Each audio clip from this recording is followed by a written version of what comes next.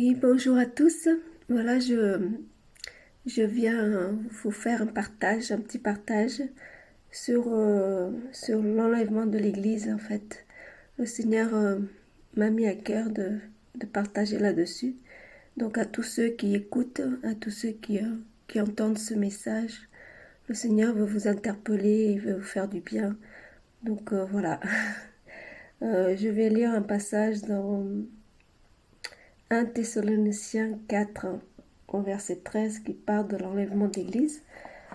Alors, il dit ceci: Or, mes frères, je ne veux pas que vous soyez dans l'ignorance au sujet de ceux qui dorment, afin que vous ne soyez pas attristés comme les autres, qui n'ont pas d'espérance. Car si nous croyons que Yeshua est mort et qu'il est ressuscité, de même aussi, ceux qui dorment en Yeshua, Elohim les ramènera avec lui.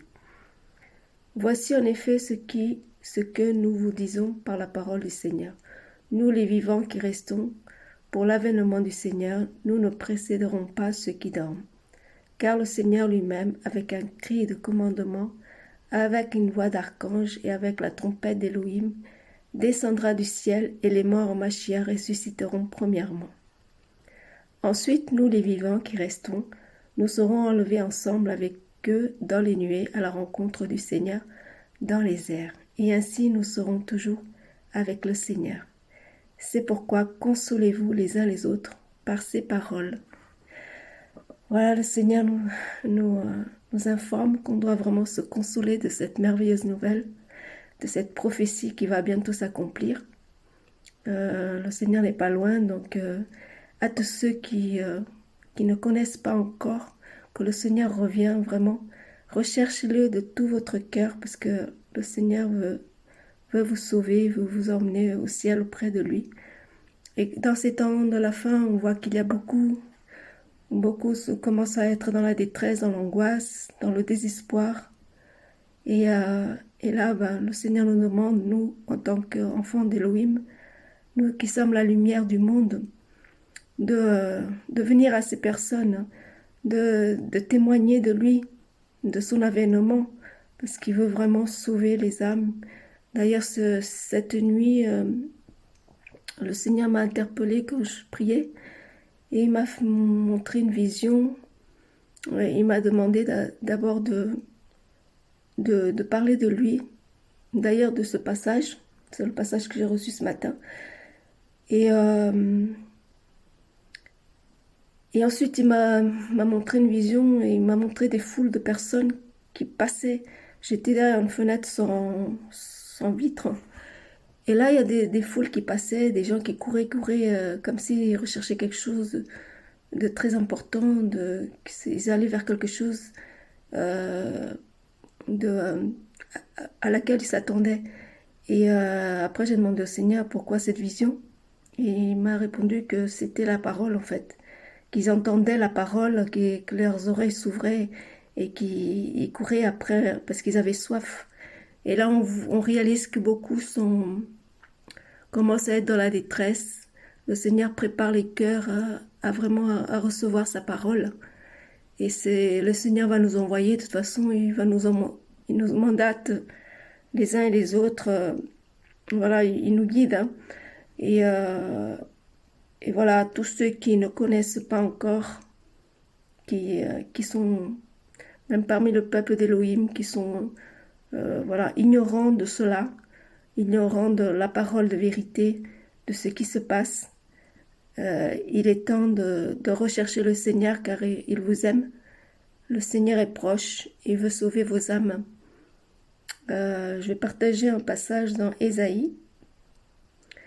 Ésaïe 55, qui dit ceci. Vous tous qui avez soif, venez aux eaux, même vous qui n'avez pas d'argent, venez acheter et manger, venez acheter du vin et du lait sans argent, sans rien payer. Pourquoi pesez-vous de l'argent pour ce qui ne nourrit pas? Pourquoi travaillez-vous pour ce qui ne rassasie pas? Écoutez-moi, écoutez-moi, et vous mangerez ce qui est bon, et votre âme se délectera de la graisse. Inclinez l'oreille et venez à moi. Écoutez et votre âme vivra. Je traiterai avec vous une alliance éternelle, celle de la bonté fidèle envers David. Cherchez Yahweh pendant qu'il se trouve, invoquez-le tandis qu'il est prêt. Que le méchant abandonne sa voie et l'homme injuste ses pensées. Qu'il retourne à Yahweh, qui aura pitié de lui, à notre Elohim qui pardonne abondamment. Car mes pensées ne sont pas vos pensées et mes voix ne sont pas vos voix. Déclaration de Yahweh. Mais autant les cieux sont élevés au-dessus de la terre, autant mes voix sont élevées au-dessus de vos voix, et mes pensées au-dessus de vos pensées. Car comme la pluie et la neige descendent des cieux et n'y retournent pas, sans avoir arrosé la terre, sans l'avoir fécondée et avoir fait germer ses plantes, sans avoir donné de la semence au semeur et du pain à celui qui mange. Ainsi en est-il de ma parole qui sort de ma bouche. Elle ne retourne pas vers moi sans effet, sans avoir accompli ce que je désire et amené au succès la chose pour laquelle je l'ai envoyée. Oui, voilà, ce passage indique bien que le Seigneur interpelle son peuple à venir à lui. Soif de sa parole, soif de lui, soif de la vie. Voilà. Il dit, cherchez Yahweh pendant qu'il se trouve, invoquez-le tandis qu'il est prêt. Donc le Seigneur, il est là, il est prêt. Il tend sa main à celui voilà, qui est dans la détresse, dans l'angoisse, dans la peur, dans la dépression. Vous qui souffrez, qui n'avez plus d'espoir par rapport à tout ce qui se passe, sachez que le Seigneur, il est réel, il est vivant. Yeshua, Jésus-Christ, qui est mort à la croix pour vous.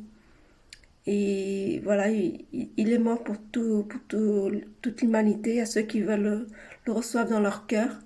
Il faut vraiment le rechercher car, voilà, tant qu'il est là, tant que son esprit nous donne voilà, la grâce d'être avec lui, de se repentir de nos péchés, de réaliser combien voilà, il veut nous sauver, il veut vous sauver. Et voilà, même si vous qui n'avez pas la connaissance de la parole, cherchez-les de tout votre cœur dans voilà, en l'invoquant tout simplement avec vos mots. Voilà, car il est la solution à tout. Hein. Tout va passer dans ce monde, les choses se tournent difficiles de plus en plus et non, il n'y a pas de solution.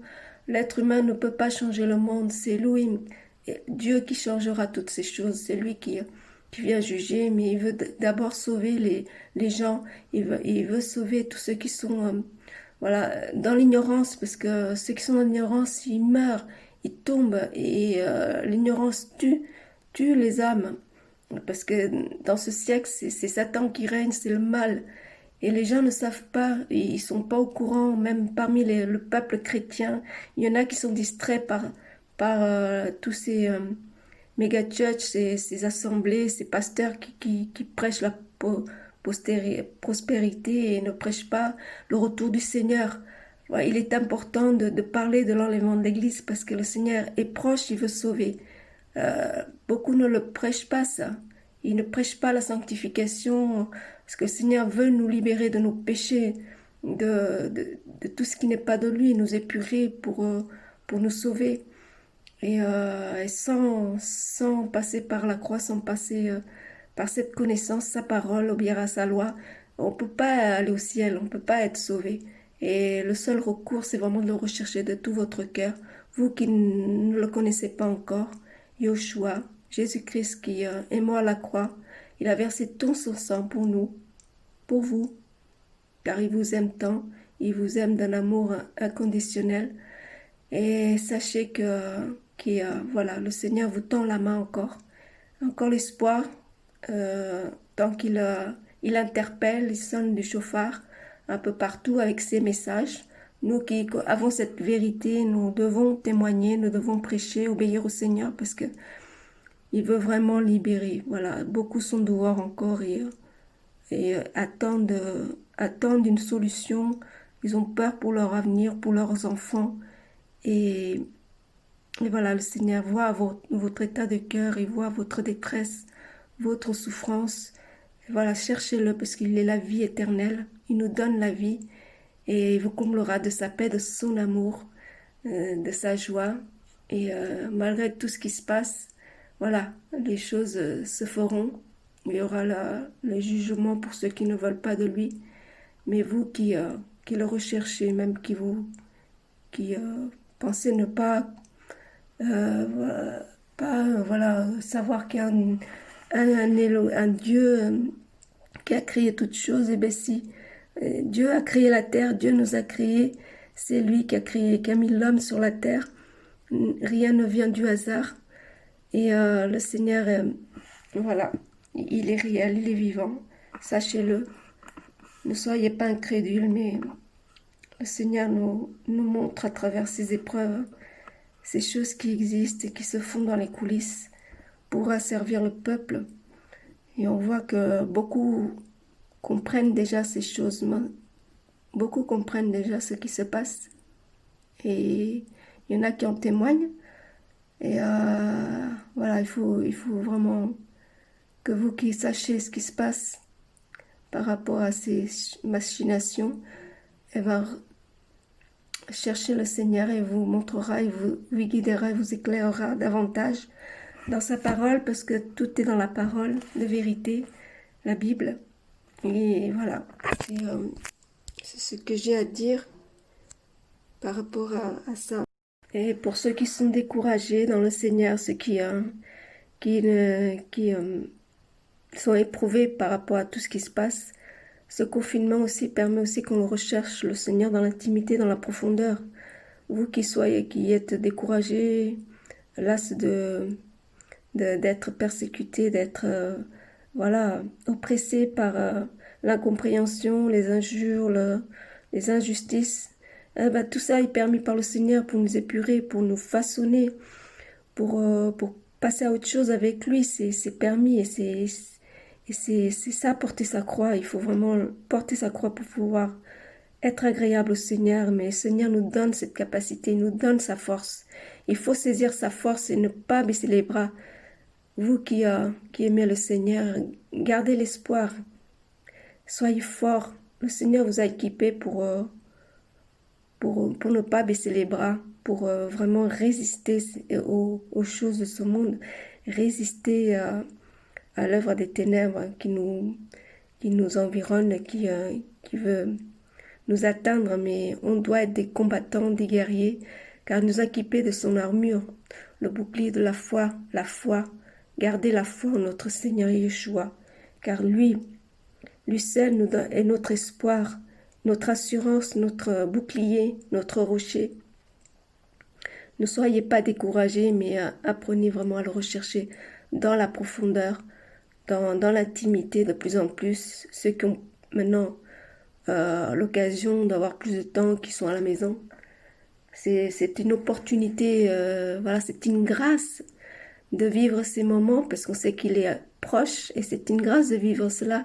Ça nous permet d'être plus dans la profondeur, dans l'intimité et de réaliser combien on est à la fin de toute chose.